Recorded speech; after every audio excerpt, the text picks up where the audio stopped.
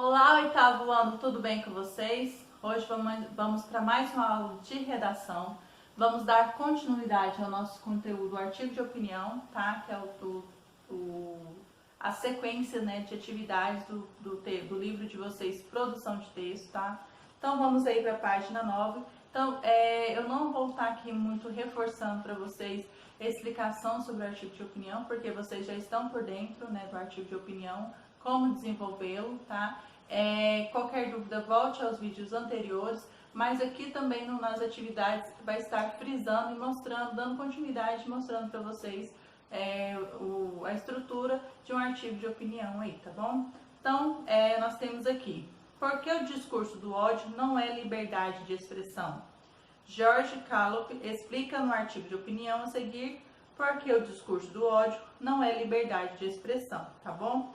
Então, nós temos aqui sobre George Calop, é um professor linguista na Universidade de Berkeley, na Califórnia, Estados Unidos. Foi um dos fundadores da linguística gerativa nos anos de 1960 e da linguística cognitiva na década de 1980. Então, nós temos o texto 3, por que o discurso do ódio não é liberdade de expressão? Então, eu vou ler o primeiro parágrafo e vocês dêem continuidade à leitura aí, tá bom? A liberdade é uma sociedade livre. A liberdade em uma sociedade livre é para todos. Portanto, a liberdade exclui a imposição, a liberdade dos outros. Você é livre para andar na rua, mas não para impedir que os outros o façam, tá?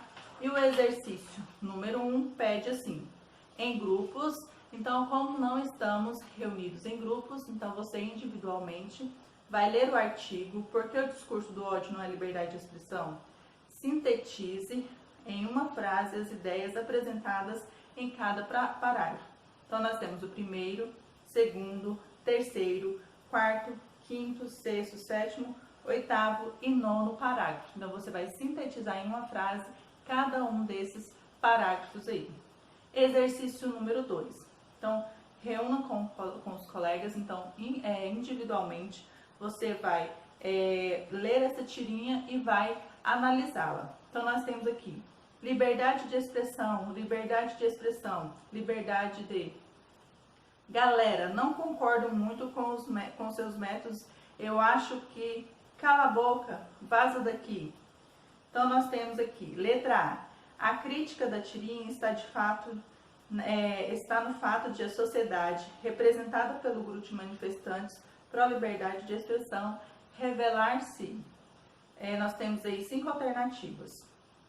Respeitosa diante de um posicionamento contrário, tolerante diante de um posicionamento diverso, capaz de aceitar a liberdade de expressão, incapaz de exercer a liberdade de expressão, civilizada nos exercícios de sua cidadania. Então, você vai marcar qual que é a alternativa correta aí, tá bom? Letra B. Que parte do artigo da tirinha poderia ilustrar? Então, você vai justificar a sua resposta aí. Então, você vai escolher que parte do artigo a tirinha poderia ilustrar aí. Então, você vai marcar aí sua resposta e vai justificá-la. Então, vamos ler aqui essa parte verde aqui. Um texto se desenvolve em torno de um tema, ou de um tópico, ou ainda daquilo que convencionalmente se costuma chamar de ideia central. Essa unidade funciona como um fio, um eixo que faz cada parte, cada segmento convergir convergir para um centro. Essa unidade é que permite a elaboração de uma síntese ou de um resumo, o entendimento dos títulos e subtítulos, a localização dos subtópicos, o discernimento entre as ideias principais e aquelas secundárias. Em princípio, é essa unidade temática que deixa o texto como um conjunto demarcado, como um terreno delimitado. É ela ainda que nos leva a procurar saber a que pergunta o texto constitui uma espécie de resposta. Então, exercício 3 fala assim. Então, nós temos um texto aqui que acabamos de ler, de Irandê Antunes, tá? Análise de texto, fundamentos e práticas. Exercício número 3 fala assim.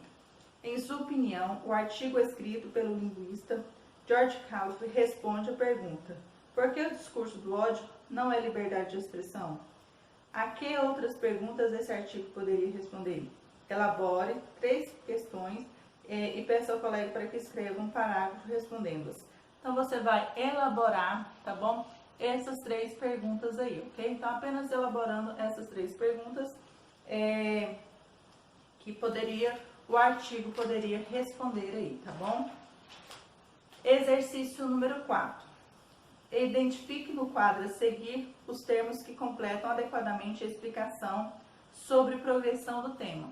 Então, nós temos aí convergência, expectativa, acrescentado, encadeado, tema, previsibilidade, competência, ideias, unidade e progredindo. Então, nós temos a progressão do tema, a concentração do texto em determinado, lidar.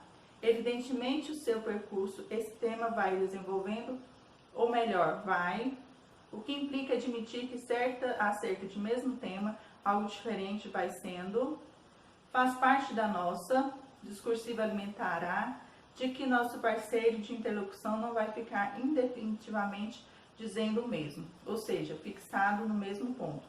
Esperamos que a fila ande no sentido de que as coisas novas vão sendo acrescentadas, embora acerca do mesmo tema, ou seja, contamos com de identificar o que se diz do tema. Ocorre que no texto tudo precisa estar em. Então, nós temos aqui um texto também de Irandê Antunes, tá bom? Então, aqui o exercício número 5. São várias as pistas para o reconhecimento do tema do artigo Por que o discurso de ódio não é liberdade de expressão?